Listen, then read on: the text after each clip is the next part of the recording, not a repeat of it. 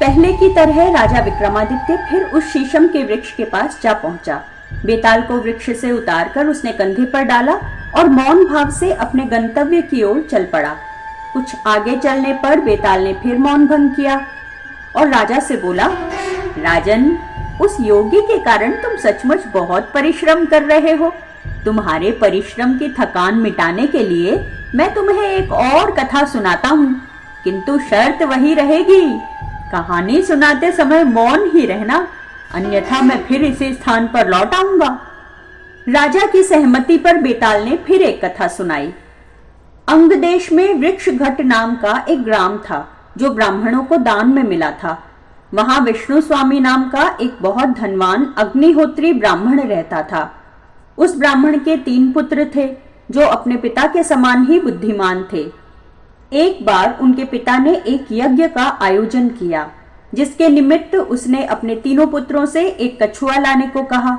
पिता की आज्ञा मानकर उसके 3 पुत्र एक समुद्र तट पर कछुआ लाने के लिए पहुंचे। कछुआ पाकर सबसे बड़े भाई ने छोटे भाइयों से कहा, सुनो बंधुओं, मुझे तो इस कछुए की दुर्गंध और चिकनेपन से घृणा हो रही है, अतः पिताजी के यज्ञ के लिए तुम दोनों ही इसे उठाओ और ले जाकर पिताजी को सौंप दो। इस पर उसके दोनों छोटे भाइयों ने कहा, यदि तुम्हें इससे घृणा है तो हमको क्यों न होगी, अतः जब तक तुम इसे ले जाने में सहयोग नहीं करोगे हम इसे लेकर नहीं जाएंगे। ये सुनकर बड़ा भाई बोला, तुम्हें इसे लेकर जाना ही होगा, यदि तुम इसे लेकर नहीं गए तो पिताजी का यज्ञ पूरा नहीं हो सकेगा और तुम लोग नरक के भागी बनोगे। बड़े भाई के मुख से ये बात सुनकर उसके दोनों छोटे भाई हंसे और बोले, भैया, तुम हमें धर्म का ज्ञान कराते हो। इस अवस्था में जो हमारा धर्म है वही तुम्हारा भी धर्म है। छोटे भाइयों की बात सुनकर बड़ा भाई कुछ क्रुद्ध हो गया और बोला, तुम लोग मेरी दक्षता नहीं जानते, इसलिए मैं किसी घृणित वस्तु को नहीं छू सकता। इस बात पर मंझला भाई बोला, दक्षता की बात क्या करते हो, मैं भी कुछ कम नहीं, मैं तुमसे अधिक दक्ष हूं। तब बड़े भाई ने कहा, यदि ऐसी बात है तो हम में से सबसे छोटा इस कछुए को लेकर चले। ये सुनकर सबसे छोटे की मूछें तन गई। वो बोला, तुम दोनों ही मूर्ख हो, इसलिए मुझसे ऐसी आशा रखते हो। जानते नहीं कि मैं तुम दोनों से अधिक चतुर हूं, मैं शय्या दक्ष हूं। इस प्रकार वो तीनों भाई आपस में ही झगड़ने लगे और कछुए को छोड़कर अपने झगड़े के निपटारे हेतु उस प्रदेश के राजा के पास विटंकपुर नामक उसके नगर की ओर चल पड़े। वो राजा के महल में अंदर गए और राजा को सारा वृतांत कह सुनाया। सुनकर राजा ने कहा, आप तीनों यहीं ठहरिए, मैं आप तीनों की परीक्षा लूंगा। भोजन के समय राजा ने उन तीनों को बुलवाया और अपने रसोइये को कहकर उनके सामने नाना प्रकार के व्यंजन परोसवाए। दोनों छोटे भाई तो उस स्वादिष्ट भोजन को खाने लगे, किंतु बड़ा भाई भोजन की उपेक्षा कर एक और मुंह बनाए बैठा रहा। उसने एक ग्रास भी मुंह में नहीं डाला। जब राजा ने स्वयं उससे पूछा, आर्य, भोजन तो स्वादिष्ट और सुगंधित है, आप खाते क्यों नहीं? राजन, इस भात में मुर्दे के धुएं की दुर्गंध है, इसलिए स्वादिष्ट होने पर भी मेरी इच्छा इसे खाने को नहीं हो रही। उसके ऐसा कहने पर राजाज्ञा से सबने उस भात को सूंघने के बाद कहा, उत्तम कोटि का ये चावल बिल्कुल दोष रहित है, इसमें किसी प्रकार की गंध भी नहीं है। भोजन दक्ष बड़े भाई ने भी उसे नाक से सूंघा पर खाया नहीं। इस पर राजा ने उन चावलों के स्रोत का पता लगवाया कि वो कहाँ पैदा किए गए थे, तो पता चला कि चावल एक ऐसे खेत के थे जो श्मशान के बिल्कुल पास था। भोजन दक्ष का कहना बिल्कुल सच था, श्मशान में मुर्दे जलते ही हैं, उन्हीं के जलने की बदबू चावलों में रच बस गई थी। राजा भोजन दक्ष की योग्यता को मान गया। उसने अपने रसोइये को दूसरा भोजन बनाकर लाने का आदेश दिया। भोजन के उपरांत राजा ने उन तीनों को अलग अलग कमरों में भेज दिया। फिर उसने नगर की एक गणिका को बुलवा भेजा। उस सर्वांग सुंदरी को अच्छी तरह सजा संवार कर राजा ने उस दूसरे नारी दक्ष ब्राह्मण के पास भेजा। पूर्णिमा के समान मुख वाली और काम को जगाने वाली वो स्त्री राजा के अनुचरों के साथ उस नारी दक्ष के शयन गृह में गई। जो ही वो गृह में प्रविष्ट हुई, उसकी कांति से कमरा दमक उठा। किंतु उस नारी दक्ष को मूर्छा सी आने लगी। उसने अपनी नाक दबा ली और राजा के अनुचरों से कहा, इसे यहाँ से ले जाओ, नहीं तो मैं मर जाऊंगा, क्योंकि इसके भीतर से बकरी की दुर्गंध आ रही है। उसकी ये बातें सुनकर राजा के अनुचर उस घबराई हुई गणिका को राजा के पास ले गए और उससे सारा वृतांत कह सुनाया।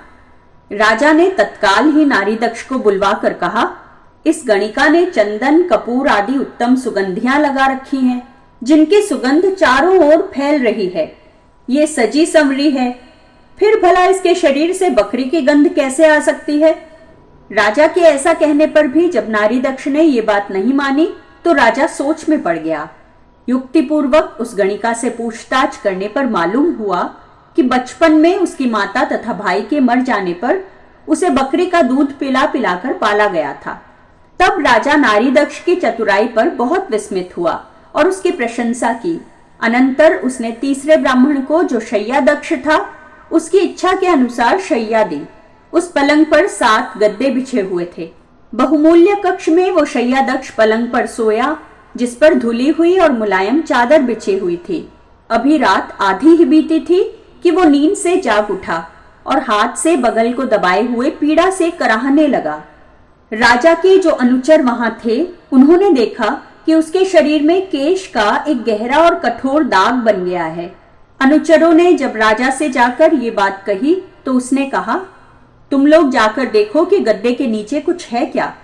उन लोगों ने एक एक गद्दे के नीचे देखा तो सबसे अंतिम गद्दे के नीचे पलंग पर एक केश पड़ा मिला। उसे लेकर जब राजा को दिखलाया गया तो साथ आए शैया दक्ष के अंग पर वैसा ही निशान देखकर राजा को विस्मय हुआ।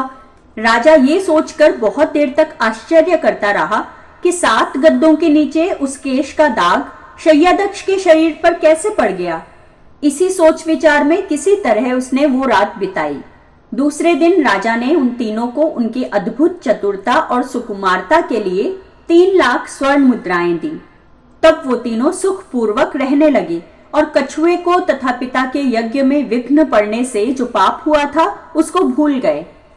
ये अद्भुत कथा सुनाकर बेताल ने विक्रमादित्य से पूछा, राजन, पहले कहे गए मेरे शाप को याद करते हुए अब तुम ये बतलाओ कि उन तीनों भोजन दक्ष, नारी दक्ष और शैया दक्ष में से कौन अधिक चतुर था? ये सुनते ही राजा ने बेताल को उत्तर दिया, बेताल, मैं उन तीनों में से शैया दक्ष को ही श्रेष्ठ समझता हूं, क्योंकि उसकी बातों में कुछ छिपा ढका नहीं था। उसके अंग में केश का दाग स्पष्ट रूप से देखा गया था। दूसरों ने जो कुछ कहा, हो सकता है औरों के मुंह से शायद वो बातें उन्होंने पहले ही जान ली हों। राजा के ऐसा कहने पर पहले की ही तरह वो बेताल उसके कंधे से उतरकर चला गया। राजा भी उसी तरह घबराए बिना उसके पीछे पीछे चल पड़ा। पहले की भांति उस शीशम वृक्ष के पास पहुंचकर राजा विक्रमादित्य ने बेताल को फिर से नीचे उतारा और उसे अपने कंधे पर डालकर गंतव्य की ओर चल पड़ा। रास्ते में फिर बेताल ने मौन भंग किया। राजन, कहाँ राज्य का सुख भोग और कहाँ रात के इस प्रहर में इस महाश्मशान में घूमना? क्या तुम भूत प्रेतों से भरे श्मशान को नहीं देखते, जो रात में भयानक बना हुआ है और जहां चिता के धुएं की तरह अंधकार बढ़ता जा रहा है? तुमने उस योगी के कहने पर न जाने क्यों इस असाध्य कार्य को करना स्वीकार कर लिया है। मुझे ये सोचकर तुम पर दया आ रही है। तुम्हारा श्रम भुलाने के लिए मैं तुम्हें फिर से एक कथा सुनाता हूँ, ताकि तुम्हारा मार्ग सुगम हो। तब विक्रमादित्य के सहमति देने पर बेताल ने ये कथा सुनाई। अवंती में एक नगरी है, जिसे सृष्टि के आरंभ में देवताओं ने बनाया था। सर्पों और भभूत से विभूषित शिव के विराट शरीर के समान वो नगरी भी बहुत विशाल थी और ऐश्वर्य के प्रत्येक साधन से सुशोभित थी। जो नगरी सतयुग में पद्मावती, त्रेता में भोगवती तथा द्वापर में हिरण्यवती कही जाती थी, वही कलयुग में। बेताल ने राजा को क्या कहानी सुनाई, ये जानने के लिए आप देखिए हमारा अगला वीडियो।